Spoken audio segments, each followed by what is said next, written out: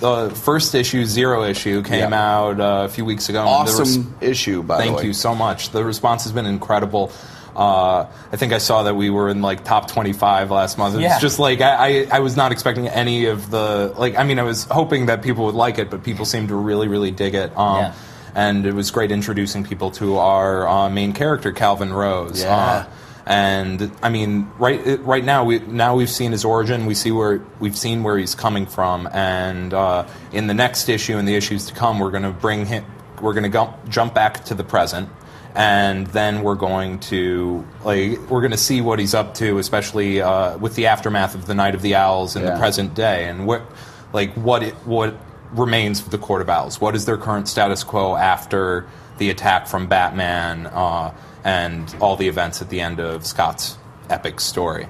So we're bringing back. We'll see some familiar faces and all of that, but. The story really gets going in a couple of weeks with the launch of issue number 1, and I can't wait. It's off to the races, as they say. Yeah. So what's the scope of the book? Are we going to be sticking with sort of Court of Owls stuff, Bat Family stuff, or the larger DCU? And how are we moving sort of through that? Well, I think we're going to be dealing a lot with, even when we're not dealing directly with the Court of Owls, we'll be seeing kind of their impact and what their scale really is and their reach across the DCU. We're going to be in and around Gotham a lot, but we are going to go out, as you can see, as the covers have now been released for 3 and 4. He's going up to New York City for a couple issues. Nice. So and those issues were actually the most fun I've had writing the book so far. It's going to introduce a lot of new supporting characters that come out of Calvin's past, connected to the Court and also not connected to the Court. And it's also when he goes up against the big villain I've been waiting to write since I first pitched this series. Really? There are so many awesome characters and stuff that are a part of this book that have always been a part of this book in my head, and now they're coming out onto the page, and it's incredibly exciting. Well, it's nice to be able to see what's in your head. Well, I promise it's not going to be pretty some of the time. It's going to be Scott and I have a few things in common in terms of the darkness. What's the most screwed up thing I could possibly think of? Why is it always the nice people have all the dark stuff going on? I think it's an extreme. Man. Hopefully the flip doesn't switch. Everyone will go nuts. Jump out this. We haven't had anyone do that yet. We're hoping. Hoping it's you.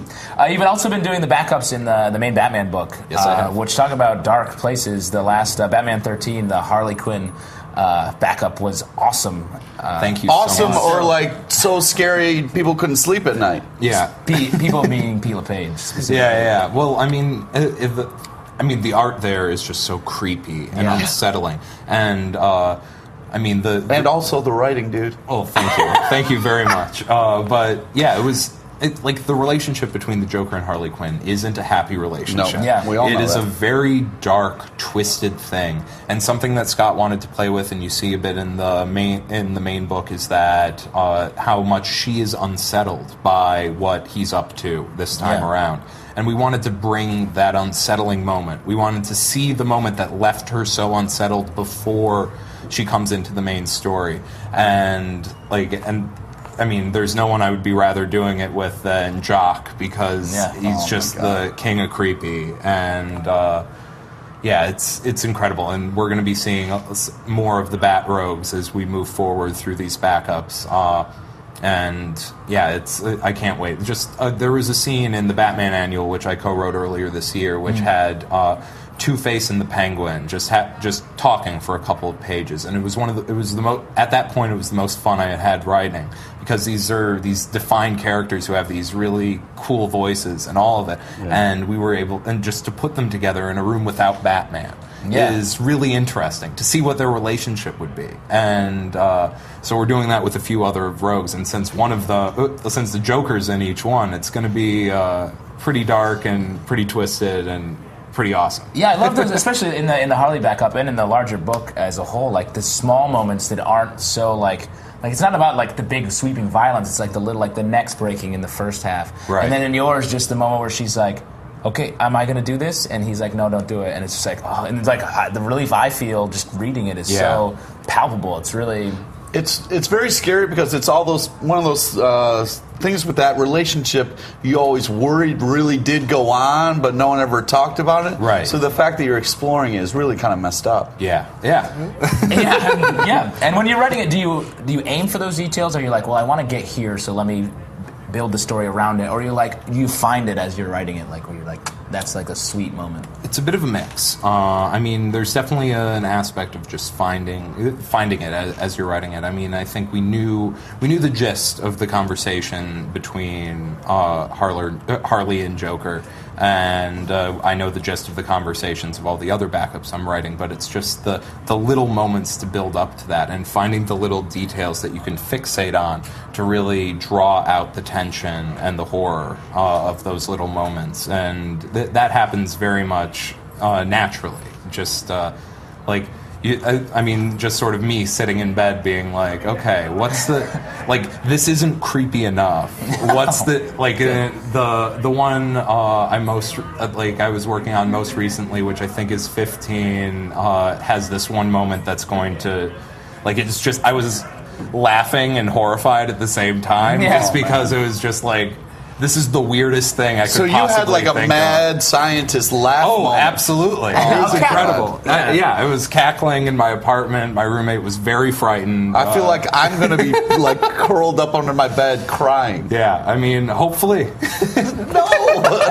Don't do that to us. It's so weird. It's the energy flowing between you two. I would like to say I really like the way you're kind of working with Scott, because it was like such a moment in that book where Batman was reaching out to Harley Quinn and she was like, no.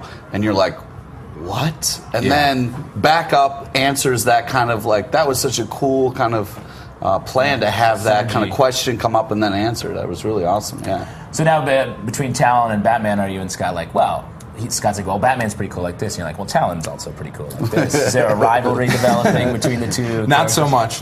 We're... I mean, Scott and I are really good friends. We talk all the time. It's a really natural working relationship.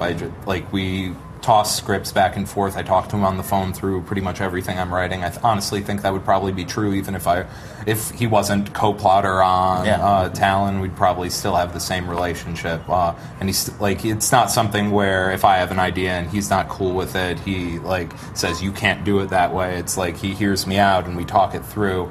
And he's been giving me a lot of leeway to do exactly what I want. It's. At this point, we have very similar sensibilities, so it's a great working environment. Awesome. Well, thanks for talking to us. I'm nervous about what you're going to be coming up with. He's going to be stressed out about this for a week. But thanks for stopping by. I mean, last year you were outside, this year inside, the next year we'll be working for you. So it's really exciting to look forward to that. And you guys stay tuned for plenty more from Comic-Con.